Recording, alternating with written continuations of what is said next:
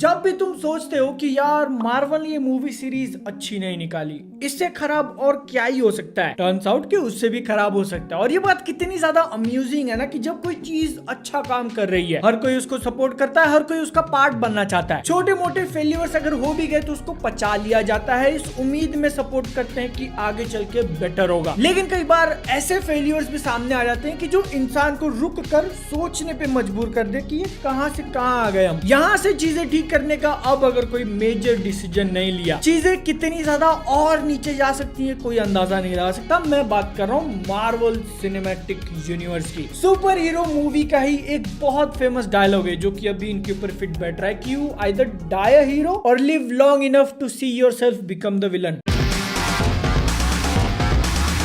This is the failure of secret invasion. तो देखो, secret invasion ये 9th वेब सीरीज है मार्वल स्टूडियोज की तरफ से, और इससे पहले जो रिलीज हुई थी शी हल्क, क्या उसके बारे में बताने की जरूरत है? लेकिन फिर भी हम लोग आगे बढ़ गए ये सोच के कि जो नेक्स्ट वेब सीरीज आने वाली है सीक्रेट इन्वेजन, भाई वो काफी ज्यादा प्रॉमिसिंग है। ट्रेलर देख के लगा कि अपने को कोई स्पिनाच थ्रिलर देखने मिलेगा, कैप्टन अमेरिका विंटर सोल्जर जैसा, बट डार्कर। डार्कनेस के नाम पे एक उंगली काटते हुए दिखा दी, हो गया भाई बहुत ज्यादा एडवेंचर। प्रीमाइस की बात करें तो वो भी बहुत ज्यादा प्रॉमिसिंग था। जिन्होंने भी कॉमिक्स रीड करी है तुमको बोलेंगे कि भाई सीक्रेट इन्वेजन इतना बड़ा इवेंट है जिसके अंदर स्क्रल्स, जो कि किसी का भी रूप धारण कर सकते हैं, वो अर्थ के ऊपर जो एकदम पावरफुल गवर्नमेंट है उनके अंदर टॉप की पोजीशन पे जाके बैठ चुके हैं। किसी को नहीं आइडिया कि कौन इंसान है कौन बहरूपिया, और ऐसे में उनका प्लान है वर्ल्ड वॉर 3 स्टार्ट करने का। यूएसए और रशिया के बीच में लड़ाई चालू कर दो, पूरा वर्ल्ड उसमें कूद जाएगा। जब इंसान आपस में लड़ रहे होंगे तो फिर स्क्रल्स सुपर हीरोज के डीएनए से उनकी पावर्स लेके सुपर स्क्रल्स बन जाएंगे। जो सीरीज के अंदर मेन विलन है उसके पास ग्रूट की पावर आ चुकी है, ये अपने को ट्रेलर में दिखा दिया था। अगली प्रॉमिसिंग चीज थी इसकी कास्ट। सैमुअल एल जैक्सन वापस आ रहा है एज निक फ्यूरी। किसको नहीं पसंद ऐसा कैरेक्टर जिसने एवेंजर्स को लिटरली बनाया, और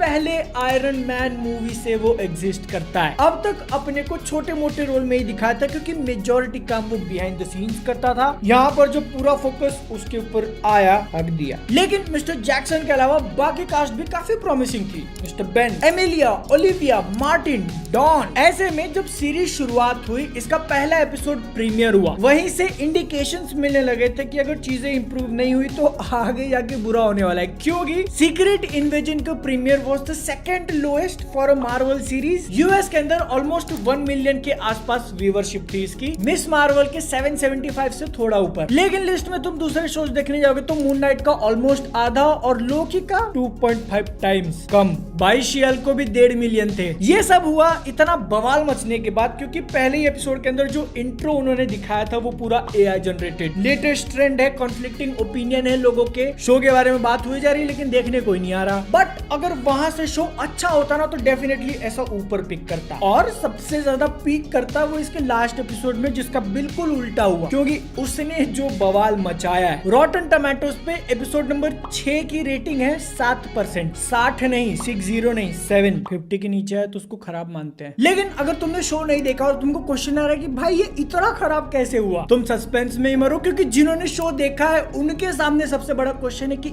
इसको बनाने के पीछे 212 मिलियन कैसे खर्चे हुए। हाँ, 212, जो कि मार्वल की खुद की कितनी सारी मूवीज से भी ज्यादा है। और किसी भी वेब सीरीज का कॉस्ट डिटरमाइन करने के लिए उसको पर एपिसोड वाइज देखा जाता है। तो अगर हम लोग 212 को 6 से डिवाइड करें तो ऑलमोस्ट $35 मिलियन एक एपिसोड के पीछे। इस हिसाब से सीक्रेट इन्वेजन आज तक की बनाई हुई 3rd most expensive web series है, behind Lord of the Rings और सिटाडेल। मजे की बात तो ऐसी कि ये तीनों भी अच्छी नहीं है, बट अभी भी अगर तुमको कॉन्टेक्स्ट नहीं आया ना इसका, तो फिर secret invasion is more expensive पर एपिसोड देन स्ट्रेंजर थिंग्स का सीजन 4। कहाँ गया इतना पैसा? क्योंकि ना तो इसके अंदर अपने को बहुत ही ज्यादा ग्रैंड स्केल वाली फाइट दिखाई है, ना ही एकदम हैवी वाला सीजीआई का यूज किया है। अगर हम लोग बाकी मार्वल के ही शोज से कंपेयर करें तो स्क्रल्स को दिखाने के लिए मोस्टली प्रोस्थेटिक और मेकअप का इस्तेमाल, जो कि उन्होंने कैप्टन मार्वल में ऑलरेडी कर दिया था, तो ये डेवलपमेंट कॉस्ट तो नहीं लगा। मेजॉरिटी सीन्स के अंदर कैरेक्टर्स एक रूम में बैठ के बातें कर रहे हैं या फिर छुपते छुपाते कहीं जा रहे हैं। कहाँ गया इतना पैसा? सबसे बड़ा रीजन बताया जा रहा है कि जो इतने बड़े बड़े एक्टर्स को लेके आए हैं उनकी फीस में ज्यादा पैसा निकल गया। Who knows? लेकिन तुम्हारा जो एक छोटा सा क्वेश्चन थोड़ी देर पहले आया था कि क्या ये शो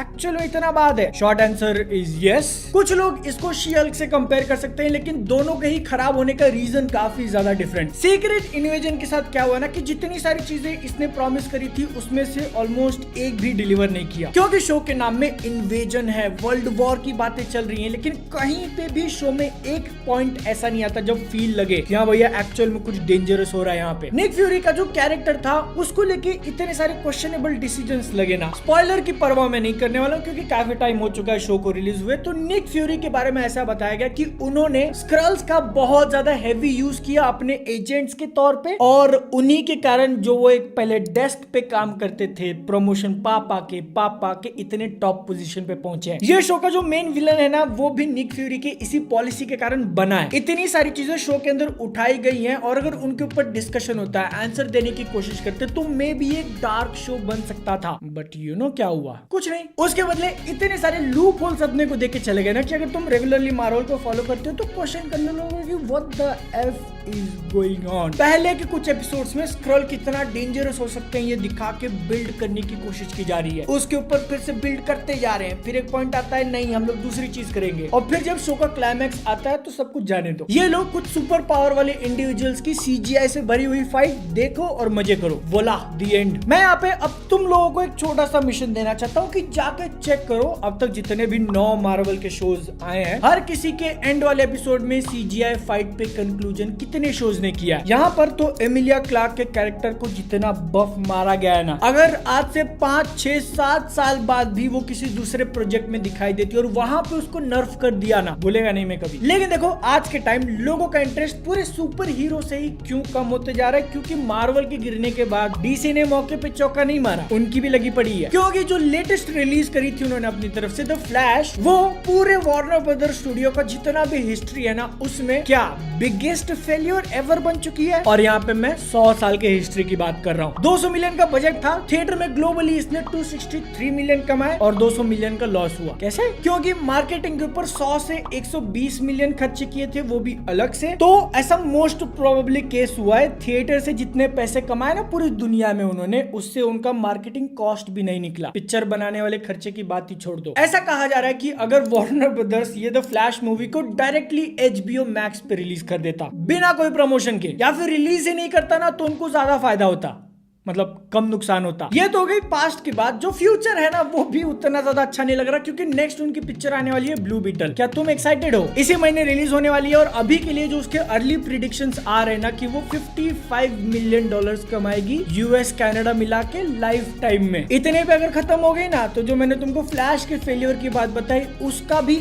आधा होगा। ये एक बहुत बड़ा रीजन दिया जा रहा है क्योंकि उनकी किस्मत खराब है। यूएस के अंदर जो स्ट्राइक चल रहे हैं उसके कारण एक्टर्स प्रमोट नहीं कर सकते, काम नहीं कर सकते, तो जब प्रमोशन ही नहीं होगा लोगों को पता कैसे चलेगा। तो इस बात की पॉसिबिलिटी है कि एक और अपने को बहुत बड़ा फेलियर देखने मिल सकता है। अगर तुम सोच रहे हो कि ब्लू बीटल का बजट कम होगा शायद इसलिए बच जाएगी, तो नहीं, वो भी $120 मिलियन में बनी है, जिसको रिकवर करने के लिए world wide total almost double तो चाहिए ही। मार्केटिंग कॉस्ट अभी अपन ने इंक्लूड ही नहीं किया। लेकिन यार अब यहाँ पे क्या करें, इतने साल से इतना डेडिकेशन लगा के देखते आ रहे हैं ना, तो अंदर जो एक फैन है उसके अंदर अभी भी उम्मीद कायम है कि मे बी फ्यूचर अच्छा हो। दोनों मार्वल और डीसी का, ये डीसी वालों को तो अभी टाइम लगेगा रिकवर करने में, बट मार्वल लग रहा है कि कमबैक कर सकता है। सीक्रेट इन्वेजन का फेलियर है, उसके शायद 2 दिन बाद उन्होंने लोकी का सीजन 2 ट्रेलर ड्रॉप कर दिया, 6 अक्टूबर को आ रही है और ये काफी ज्यादा प्रॉमिसिंग लग रहा है, जो कि अपन ने सेम सीक्रेट इन्वेजन के बारे में ही बोला था, बट ये लोकी है तो ये तो डिसअपॉइंट नहीं करेगा ना, है ना। जितना मुझे याद है कि पहले सीजन के एंड में उन्होंने सीजीआई फाइट पे खत्म नहीं किया था, बल्कि एक चॉइस, या तो मार ले या तो रिप्लेस कर दे। ट्रेलर देखकर लग रहा है कि इस बार मैडनेस और भी ज्यादा होने वाली है। और दूसरी चीज अगर तुम वंडर कर रहे हो तो जो सीक्रेट इन्वेजन 212 मिलियन में बनी थी, लोकी सीजन 2 का बजट है 141 मिलियन, जिसमें अपन स्पेस के साथ साथ अर्थ की इतने सारे लोकेशन, TVA का पूरा इंटीरियर, काफी एडवेंचरस टाइम स्पेंड करने वाले हैं। लेकिन तुमको क्या लगता है, जो एक डिसअपॉइंटमेंट वाला कीड़ा काट चुका है मार्वल को, वो आगे और कंटिन्यू रहेगा या फिर लोकी विल ब्रेक इट? कमेंट्स में बताना, और बताने जा रहे हो तो सब्सक्राइब। चैनल की एक और वीडियो चेक कर सकते हो। मैं मिलता हूँ अगली वीडियो में। जय हिंद,